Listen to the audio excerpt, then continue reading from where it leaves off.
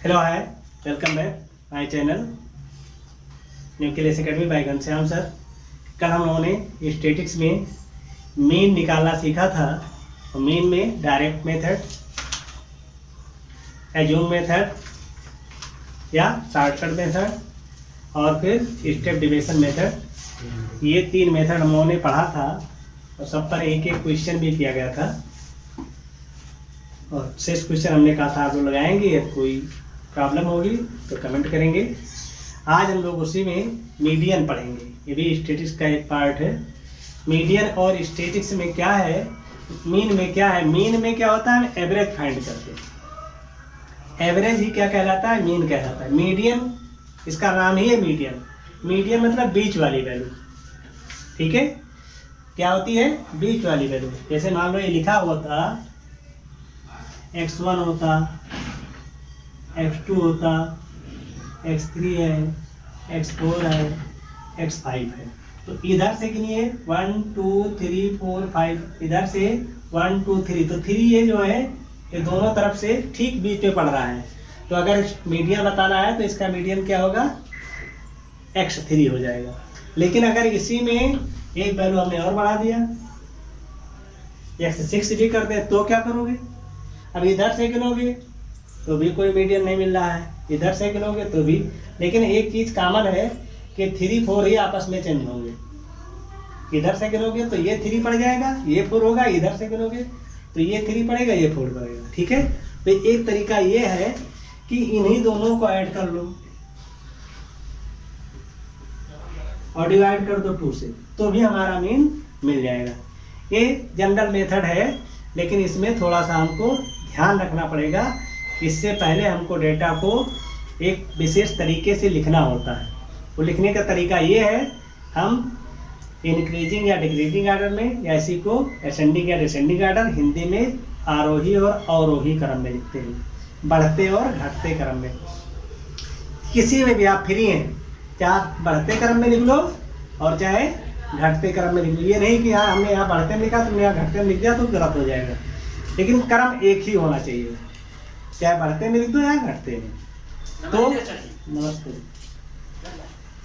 तो क्या है, अनग्रुप डाटा। अनग्रुप में डाटा में क्या होगा, जैसे वहां पर भी अनग्रुप डाटा था, डाटा में क्या है, उसमें फ्रीक्वेंसी नहीं आएगी, ठीक है। तो क्या करेंगे, after arranging the given data in uh ascending और आ डिसेंडिंग ऑफ मैग्नीट्यूड, जो वैल्यू दी जाएगी, ठीक है। मैग्नीट्यूड मतलब जो वैल्यू दी गई है, डेटा दिए गए, उसको असेंडिंग या डिसेंडिंग ऑर्डर में सबसे पहले लिखेंगे। The value of middle most, middle most मतलब तो ठीक बीच की पड़े, ठीक है। The value of middle most का मतलब हो गया जो ठीक बीच में पड़े। ऑब्जर्वेशन, जो आपने टेबल लिया है, इसमें ऑब्जर्व करेंगे मतलब देखेंगे, परीक्षण करेंगे बीच में वैल्यू कौन सी आ रही है। तो observation is called the median of data, उस डाटा का क्या कहलाएगा, मीडियन कहलाएगा। अब फाइंड क्या करना है, कैसे फाइंड करेंगे इसको, तो मेथड क्या है इसका, method for finding the median of an ungroup data. ये तो हो गया आपका क्या होगा, मीडियन कैसे फाइंड करेंगे, ठीक है, कैसे क्या होता है। अब फाइंड करने का जो तरीका है, ठीक है, अरेंज द डाटा, फिर वही असेंडिंग और डिसेंडिंग जो दिया जाएगा उसको। अब मान लीजिए कि आपके पास n नंबर का ऑब्जर्वेशन है, जैसे हमने ये लिखा था डैश एक्शन तक लेकर चले जाते हैं, ठीक है। तो इसमें 2 केस बनेंगे, ठीक है। इसमें n डाटा के 2 केस हो सकते हैं। जैसे मैंने इसको लिया था तो 1 2 3 4 5 जो हम लेंगे तो ये टोटल नंबर कितने हुए, 5 हुए, तो ये 8 नंबर हो जाएगा। 5 क्या है, 8 है, ठीक है, मतलब विषम संख्या है। 8 नंबर मतलब विषम संख्या है। तो जब नंबर्स विषम में डाटा लिखे हों, ठीक है, तो मीडियन क्या होता है, if n is odd, odd का मतलब समझ रहे हैं, हिंदी में इसको विषम कहते हैं।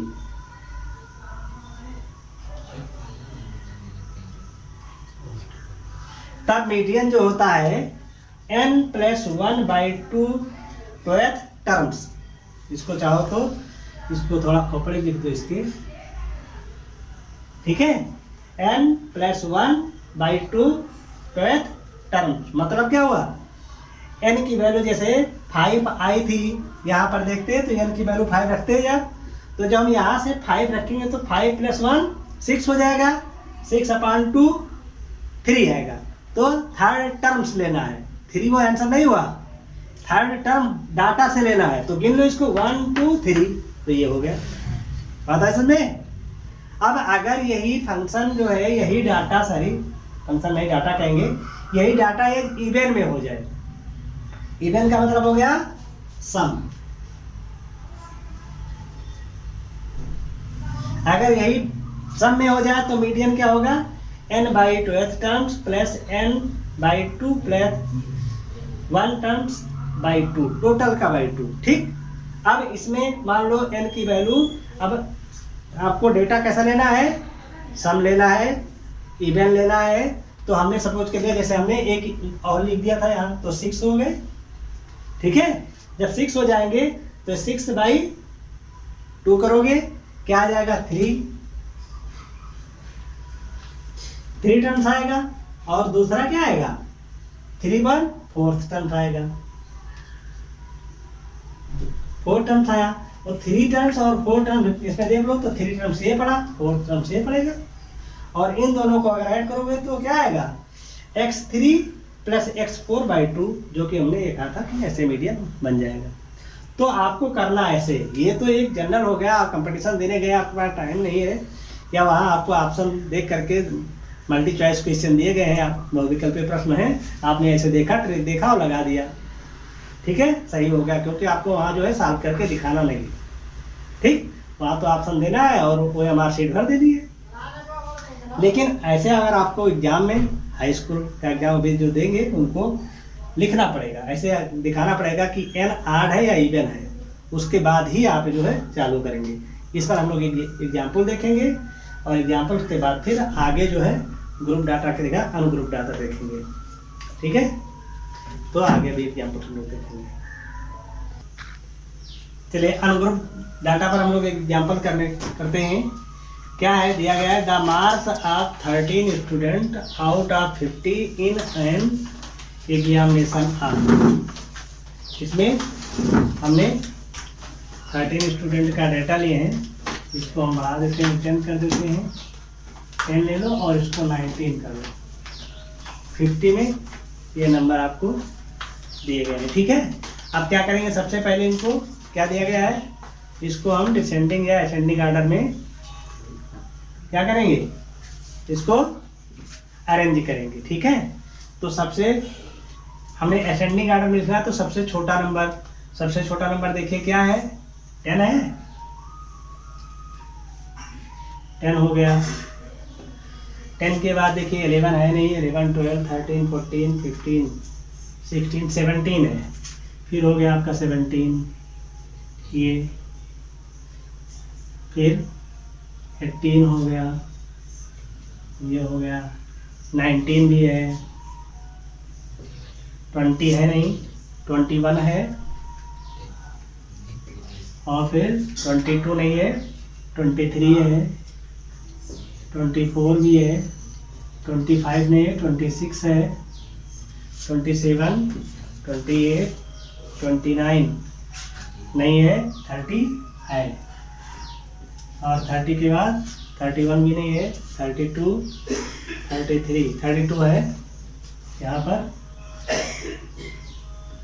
और फिर 37 है, 36 भी है, तो 36, 37 और 39 है। काउंट करेंगे 1 2 3 4 5 6 7 8 9 10 11 12 13 हो गए। ठीक है, अब काउंट करो, 13 है तो n इक्वल क्या है 13, और 13 क्या होता है, आड है। ठीक है, जब ये आड आया है तो आड के लिए हमारा जो मीडियन होता है ये होता है n+1/12 टर्म्स।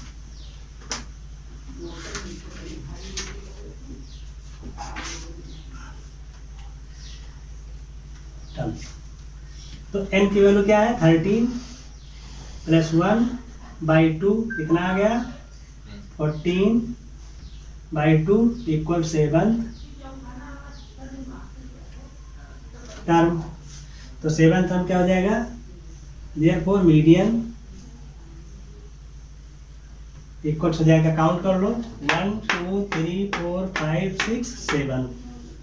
ठीक है, ये वाला आपका क्या हो जाएगा, मीडियन हो जाएगा, इतना मार्क्स मिलेंगे।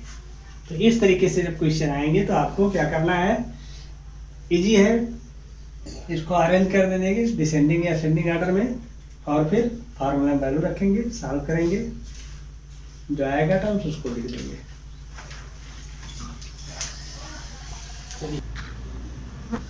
नेक्स्ट एग्जांपल है, मार्क्स दिया गया है, कैलकुलेट करना है मीडियन। क्या करना है, कैलकुलेट मीडियन। जो डेटा दिया गया है जिसमें क्या है 10 मार्क्स मिले हैं, 15 स्टूडेंट ऐसे हैं जिनको 10 मार्क्स मिला है, 35 ऐसे हैं जिनको 20 मिले हैं, 60 ऐसे हैं जिनको 30 मिले हैं, 84 ऐसे 40 मिले हैं। इस तरीके से इनका 25 ऐसे हैं जो 80 मिला है। अब अगर ऐसे क्वेश्चन आ जाए, ठीक है, तो इनको कैसे अरेंज करोगे। ठीक है, पहले मान लो इनका, अब ये 10 स्टूडेंट जो है आपके, ये जो इनको मार्क्स मिले हैं इसको आपको अरेंज करना है मार्क्स को। तो 10 लोग क्या आएंगे, तो 15 बार इसको, 10 बार इसको लिखो, 15 बार 10 10 10 10 लिखे, ऐसा तो लिखोगे। फिर 35 टाइम 20 20 लिखो, फिर 30 30 60 टाइम लिखो, और ऐसे 250 बार 80 लिखो। फिर टोटल इसके n मिलेंगे, अभी तो n मिलेंगे। और फिर उसमें देखो आड है कि ये इवन है, सम भी सम आएगा n की वैल्यू। फिर उससे आप गिनो कि कहाँ ये पड़ेगा, तो कितना बड़ा काम हो जाएगा। तो अगर ऐसे क्वेश्चन आते हैं तो उसके लिए हम क्या करते हैं, एक मेथड है जिससे सबसे पहले इसकी कम्युलेटिव फ्रीक्वेंसी, संचयी बारंबारता निकालते हैं। हिंदी में क्या कहते हैं, संचयी बारंबारता। ठीक है, तो कैसे उसको निकाला जाता है, संचयी बारंबारता के लिए, कम्युलेटिव के लिए साइड में इसको CF से लिखेंगे। पहला जो होता है फ्रीक्वेंसी, उसको हम ऐसे लिख देते हैं, दूसरे को लिखेंगे तो इन दोनों को ऐड करके, मतलब 35 + 15 करेंगे, कितना आ जाएगा 50। ठीक है, ठीक, तीसरे को इसमें ऐड कर दो, 60 में जो ये आया इसको ऐड कर दो, चौथे में जो ये 84 और जो ये आया है तो आ जाएगा 194, और 96 में 194 ऐड करो, अब कितना आएगा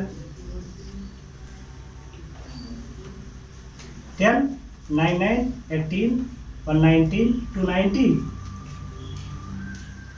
और 290 में 127 में जो ये आया इसको ऐड कर दो, कितना आ जाएगा 7 9 + 11 3 4 1 7 आ जाएगा। ठीक,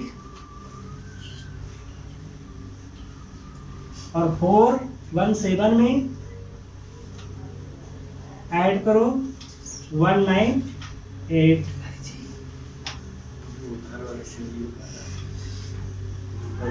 इन दोनों को ऐड करोगे तो आपका आ जाएगा 16 हो गया, 16 के 8 7 5 आया ये, और 9 10 11 आ जाएगा, 4 1 5 आ जाएगा, 6 1 5 आएगा, और फिर 250 में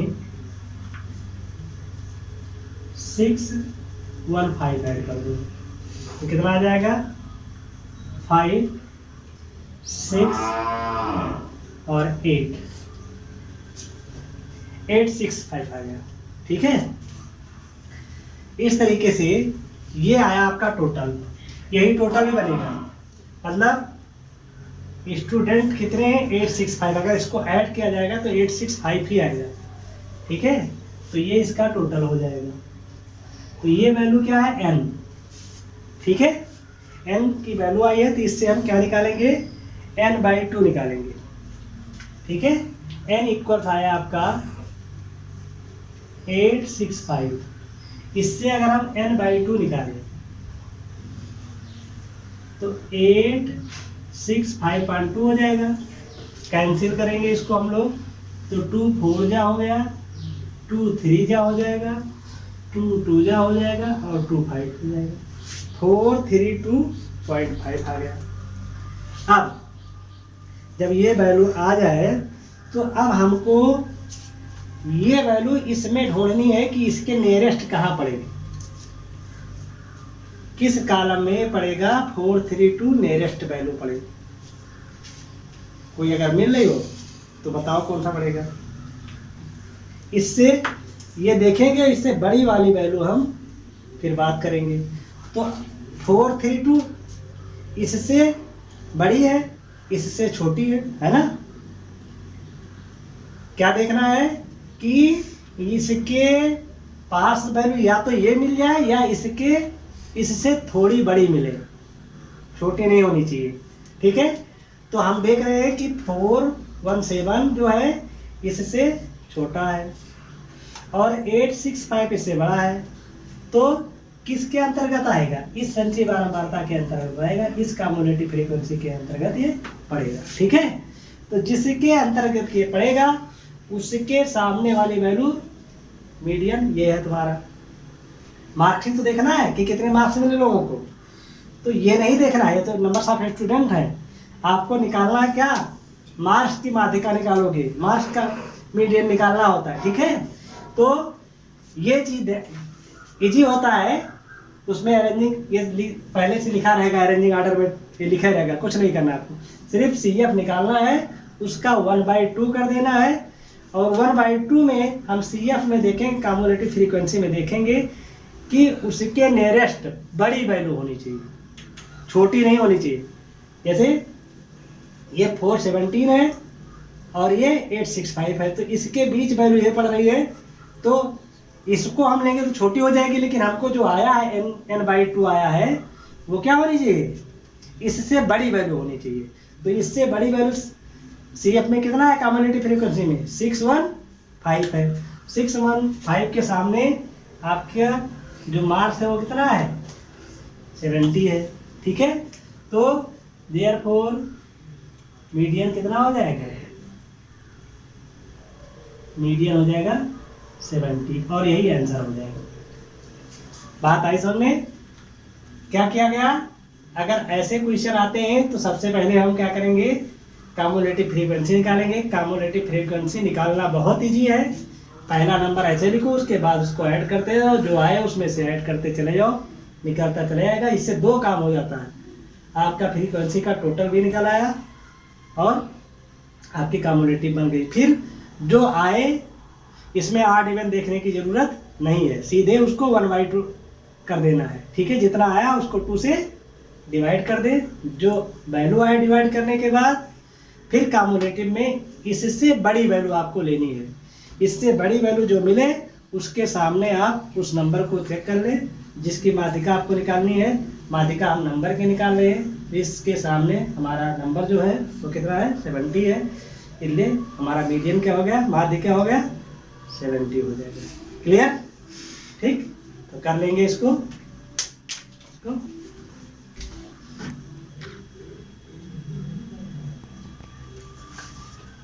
तो हम लोगों ने इसका देखा कैसे निकाला। अगर इस टाइप का क्वेश्चन आता है तो डाटा दिया हुआ है, मार्क्स दिए गए थे स्टूडेंट, फिर हम लोग क्या किए, कम्युलेटिव फ्रीक्वेंसी निकाली और उससे वैल्यू हमारे आ गई। जो अब इसमें ये दिक्कत नहीं है कि हमारा ऑड फंक्शन है या इवन फंक्शन है, इवन डाटा है इससे मतलब नहीं, सीधे n/2 करना है और इससे ठीक बड़ी कम्युलेटिव में देखना है, उसके सामने वाली वैल्यू आपका माध्यिका हो जाएगी, मीडियन हो जाएगा। नेक्स्ट है मीडियन ऑफ ग्रुप डाटा में क्या है, it is measure of central tendency which give the value of the middle most observation in the data. जो डेटा दिया जाएगा उसकी सेंट्रल टेंडेंसी देखेंगे। सेंट्रल टेंडेंसी का मतलब इसमें दिया रहेगा 0 से समथिंग, इतना से इतना से इतना से इतना, ये है इतना से इतना, इस टाइप के दिए जाएंगे जैसे हम लोग मीन में देखे थे। क्या क्या इसमें है, पहला क्या है, नंबर 1 कैसे होगा, in a group data it is not possible to find the middle observation looking at the 2 बार हो गया है, by looking at the cumulative frequency, इसको हटा दो, cumulative frequency as the middle observation will be sum in class interval। जब class interval के form में दिया रहेगा तो जैसे अभी तक हम cumulative frequency डायरेक्ट निकाल लेते थे, अब इसको हम फाइंड नहीं कर सकते हैं। जब नहीं कर पाएंगे तो क्या क्या करना होगा अभी हम लोग आगे देखेंगे। दूसरा है it is therefore necessary to find inside a class that divide the whole distribution into half। क्या करेंगे, जो डिस्ट्रीब्यूशन दे रहेगा, जो वैल्यू दी गई है उसको हम क्या करेंगे, 2 पार्ट में डिवाइड करेंगे, ठीक है। अब मिडिल क्लास क्या होगा, middle class the class whose cumulative frequency is greater than n/2। वो क्लास हमको यूज करना है, कैसे, जैसे दिया जाएगा, दिया मान लो 10 to 20, 0 to 10 था, 20 to 30 था, ऐसे दिया हुआ है। और इधर कोई आपकी वैल्यू आई n/2 निकाला, मान लो समझ करो 20 आया, ठीक है। तो जो 20 इससे बड़ी वैल्यू आप देखोगे ग्रेटर देन n/2, इससे बड़ी वैल्यू जो होगी कम्युलेटिव फ्रीक्वेंसी उसको देखेंगे, उसके सामने वाला हम क्लास लेंगे, ठीक है, उसके सामने वाला क्लास इंटरवल देखेंगे कितना है। तो ये होगा आपका मीडियन क्लास होगा, मीडियन नहीं मीडियन होगा, मीडियन क्लास देखेंगे। अब ये चीज़ जो लिखी हुई है इससे ज़्यादा जब भी आप क्वेश्चन करोगे तब क्लियर होगा, ठीक है। ये तो लैंग्वेज लिखा हुआ है, लेकिन जब तक आप क्वेश्चन इसके नहीं करेंगे तो इसका एक फार्मूला है, अभी हम लोग देखेंगे क्या फार्मूला होता है, और उस फार्मूले में वैल्यू रखेंगे, आराम से मीडियन निकलेगा।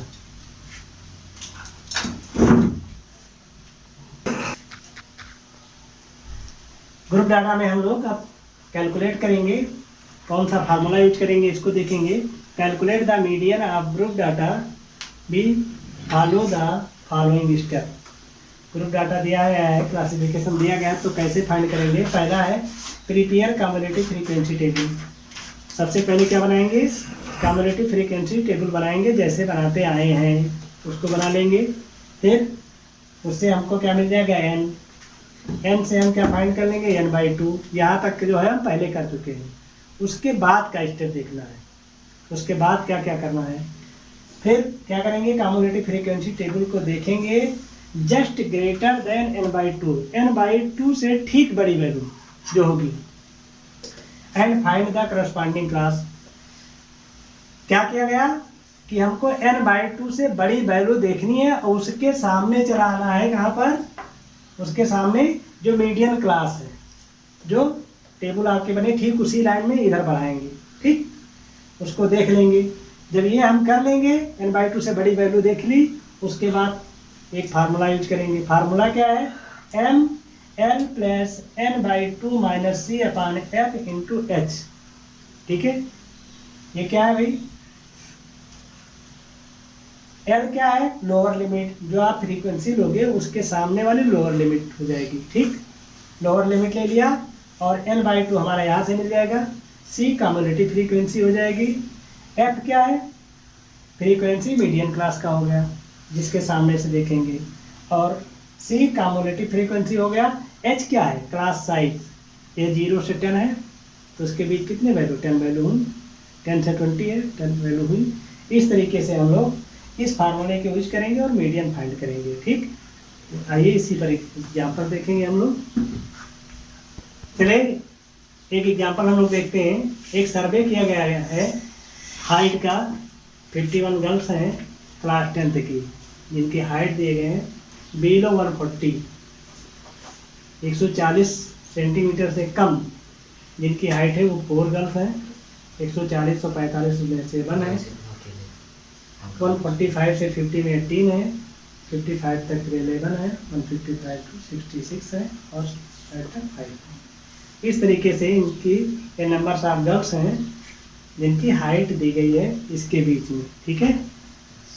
तो ये क्लास इंटरवल के फॉर्म का है। तो जब भी हम लोग फार्मूला लिखे हैं उससे सबसे पहले हम कम्युलेटिव फ्रीक्वेंसी निकालते हैं। कैसे निकालते हैं, पहला टर्म ऐसे लिख देते हैं फ्रीक्वेंसी का और फिर इसको ऐड कर लेते हैं। तो 7 और 4 11 हो जाएगा। 11 और 18 कितना आ जाएगा, 29 आ जाएगा। 29 और 11 को ऐड करोगे तो 40 और 6 हो गया 46 और 5 51 कहा था। तो टोटल आपका क्या है, यही आपका टोटल है, ठीक। अब यहाँ हम लोग ऑब्जर्व करें क्या था स्टेप में कि ऑब्जर्व करना है, देखना है कम्युलेटिव फ्रीक्वेंसी को। कम्युलेटिव फ्रीक्वेंसी में n हमको क्या मिल गया, n इक्वल्स मिला 51। तो n/2 क्या हो जाएगा, जो जो टर्म्स हमारे फार्मूले में यूज होंगे वो सारे निकालने हैं। तो n/2 हो जाएगा 51/2। चाहो तो इसको सॉल्व कर लोगे, 25.5, ठीक। ये हमारा क्या मिल गया, n मिल गया। अब हमको और क्या चाहिए, क्या क्या चाहिए। अब 25.5 किस में पड़ेगा, कम्युलेटिव फ्रीक्वेंसी को चेक करो। 25.5 किस में पड़ेगा, क्योंकि हमारा f क्या है, c क्या है, ये हमको जानना है, ठीक है। तो 25.5 देखिए किस में पड़ेगा, इससे ठीक बड़ी वैल्यू लेनी है, ठीक है। इससे ठीक बड़ी वैल्यू क्या है, ये है। मतलब हमारा जो n/2 है 11 और 40 के बीच पड़ा, तो ये 29 हुआ। और इसी में हमको देखना है क्या क्या चाहिए, हमको c चाहिए। तो c हमारा क्या मिलेगा, इसके ठीक पहले वाली वैल्यू। c जो होती है वो ठीक पहले वाली वैल्यू कम्युलेटिव फ्रीक्वेंसी की।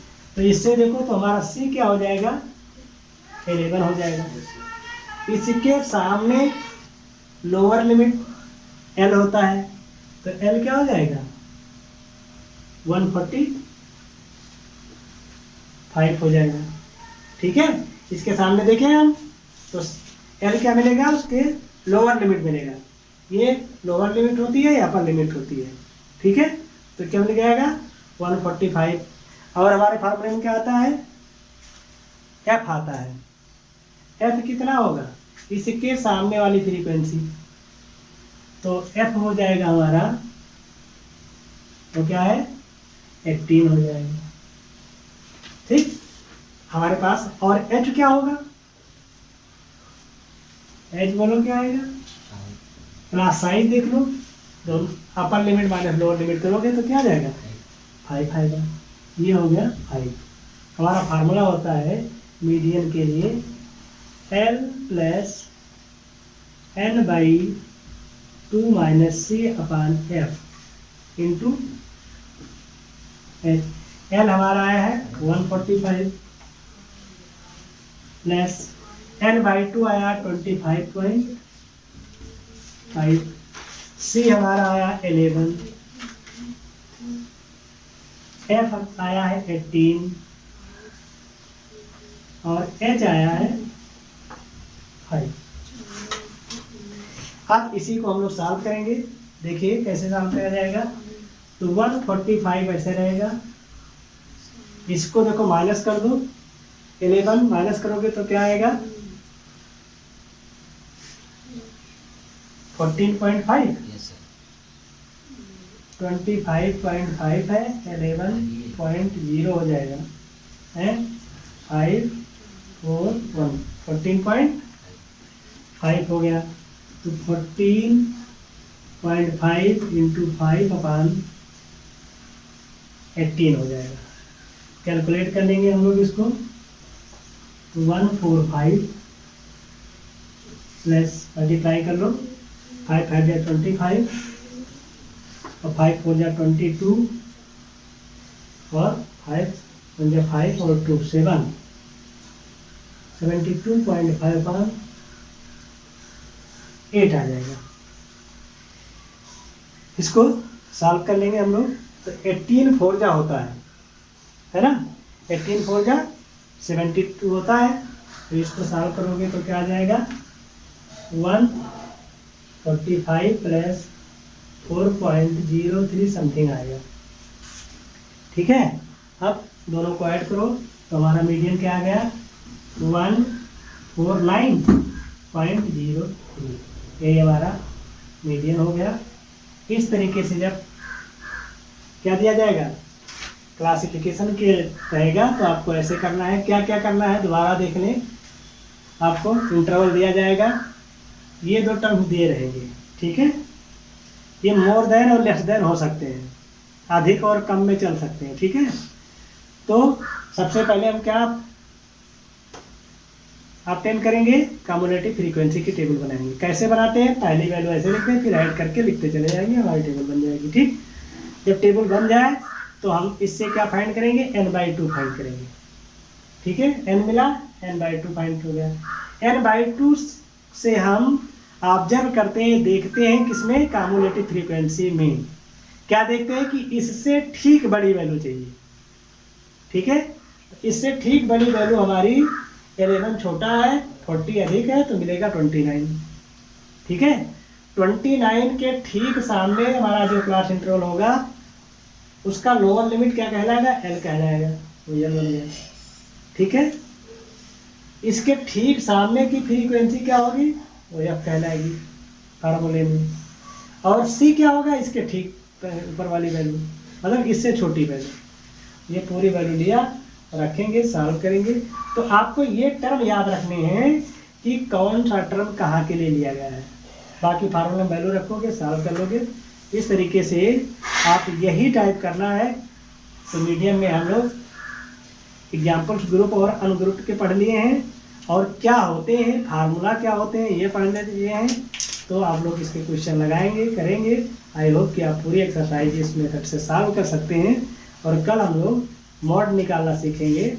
तो वीडियो देखें, आई होप कि सबको समझ में आएगा। और आए तो ज़्यादा से ज़्यादा लाइक करें, शेयर करें, चैनल को सब्सक्राइब करें। Thanks for watching.